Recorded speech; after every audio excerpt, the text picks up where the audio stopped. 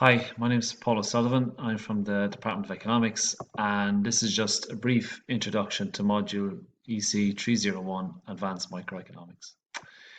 So, this module is going to focus almost entirely on game theory. And what game theory does is it analyzes situations where we have at least two players, and those players make choices and compete against each other to earn some kind of a payoff. Okay, and the payoff will be determined by what their objective is.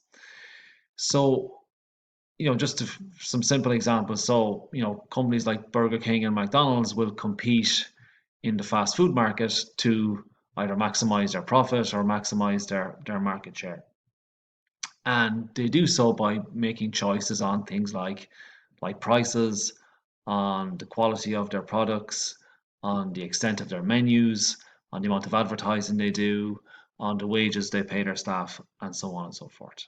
Okay, and in doing so, in making choices on each of those, each company is trying to think through what the other is going to do because they perceive them as competitors. Job applicants are in competition with each other to attain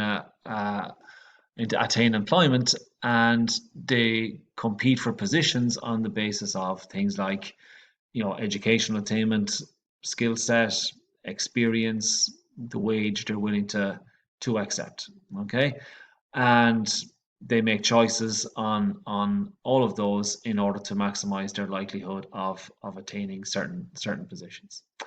Um, you know, Elections, if you look at the American election coming up in November, Trump and Biden will stake out positions or clarify their positions on certain policies that they say they'll implement over the next 4 years in order to entice enough voters to vote for them so that they can win the election.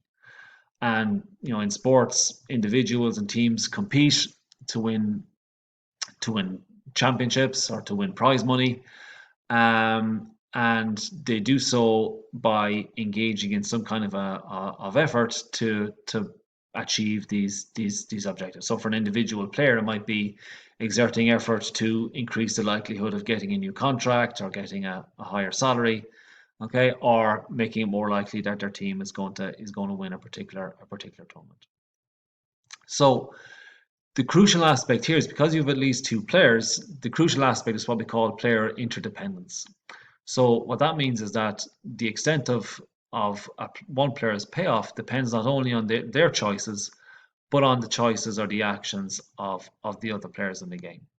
So, McDonald's may decide to reduce their prices to try and attract more customers, but if Burger King also reduce their prices, they may end up actually being worse off.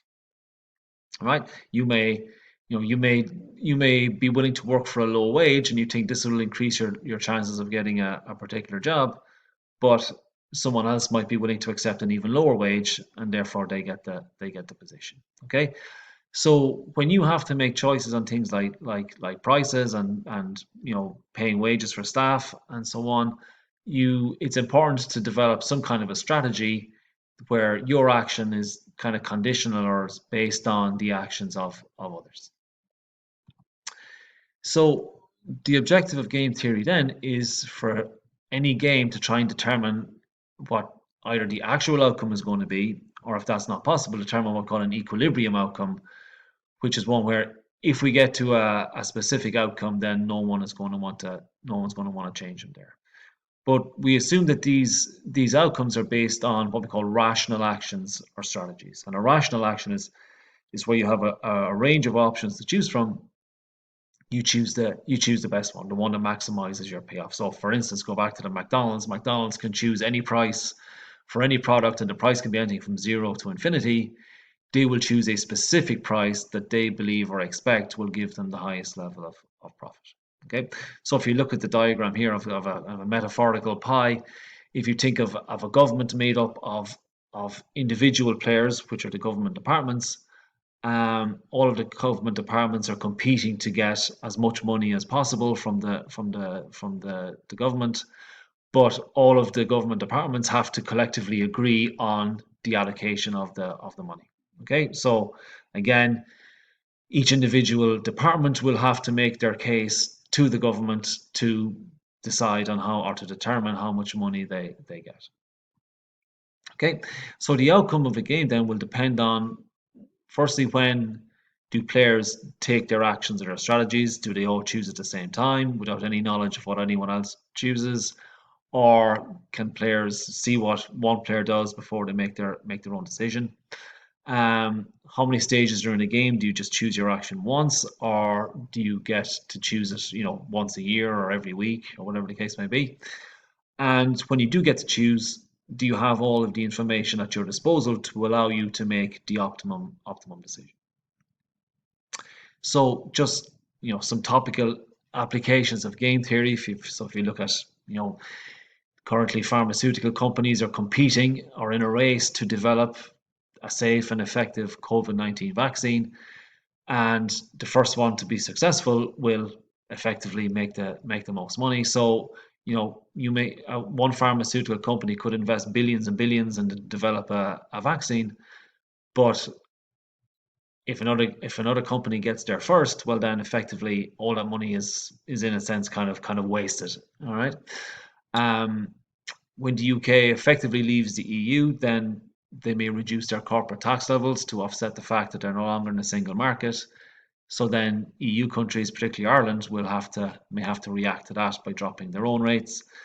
Premier or TV companies, when they compete for the rights to Premier League, have to engage in an auction process to win the rights. And in making your bid, or say if you take Sky, when Sky makes their bids, they have no idea what the other TV companies have bid as well. So this may induce them to bid a bit too much just to be sure that they win the contract. Okay. It's also possible that players can kind of cooperate and come together to make a jointly beneficial decision. So if you look at things like international environmental agreements, the idea here in the longer term to maybe offset the worst effects of climate change is that all countries ideally would agree on a global carbon tax that all of them apply. But the problem here is that while there may be an agreement, it may be in the interests of individual countries not to abide by the agreement because they think it's in their best interests. And if everybody thinks like that, well then nobody abides by the agreement, and then you're back to square one. Okay, so hopefully these will give you some idea of kind of some of the issues that we're going to be dealing with in the module.